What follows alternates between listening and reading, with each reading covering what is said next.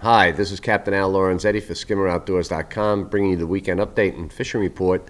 This for the weekend of October 3rd, 4th, and 5th. And it looks like weather's going to be the primary focus this weekend because it doesn't look good, to tell you the truth.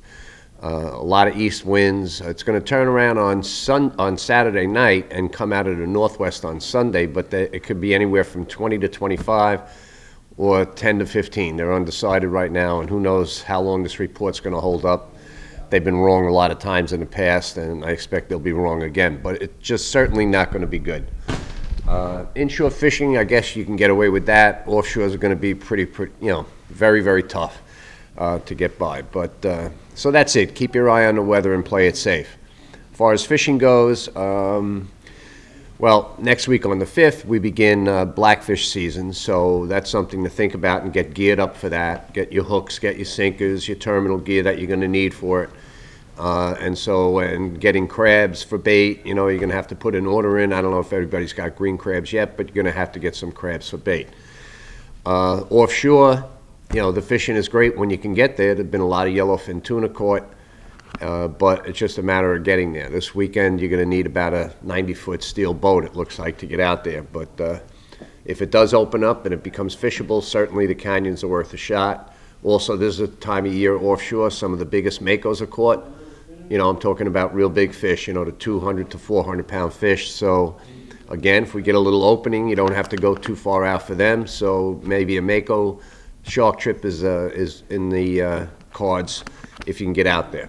Inshore fishing primarily has been bass fishing on the bunker pods. At least everybody's trying. There's not a great amount of fish, but there's certainly enough to make it interesting. This past weekend was a really beautiful weekend, and a lot of people caught fish, fish in the pods, which brings in an interesting point I wanted to mention. There's a little controversy going on. The weighted treble hook, seems that Mustad is not shipping this particular hook, and it's the only one that fits in the molds for the guys who make the preferred weighted treble hook, which has this triangular lead piece instead of the round ball at the end, which I don't like those, but I like this type. So there might be a shortage of weighted treble hooks. You better get them while you can, because there may be none on the shelf. So, Trophy Tackle has a pretty good supply. I'm going to grab a few before I leave here today, and there may be none left by tomorrow, so we'll see what happens. Other inshore fishing, there are some false albacore running around. I've gotten reports of some nice-sized large weakfish on Peanut Bunker, in all the typical haunts around the Kismet Reef area is producing some fish, the Sore Thumb as well, and some decent porgies being caught too on the mussel beds, and also there are some blowfish around. So there's a mixed bag inshore, but it's all going to depend upon the weather. But one thing I will say, with all of this east wind, not being sunny for a number of days and the temperatures cooling down, I think it's going to clean the water up, get rid of that algae, that green thing that's in the water that really just kind of makes it look murky. And I think we're going to start getting some clean water, and the fishing action should pick up.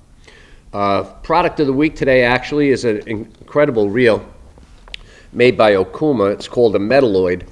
And this is really a bulletproof reel.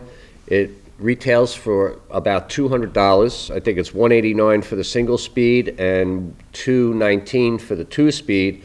And these small reels, which would be applicable to all kinds of inshore fishing, striped bass, whatever, bottom fishing and so forth, wreck fishing, have up to 24 pounds of drag. Unbelievable drag system on them.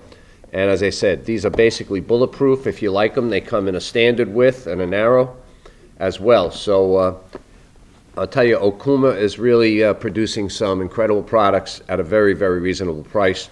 And this Metaloid reel is going to be the thing of the future. And one last thing before we leave.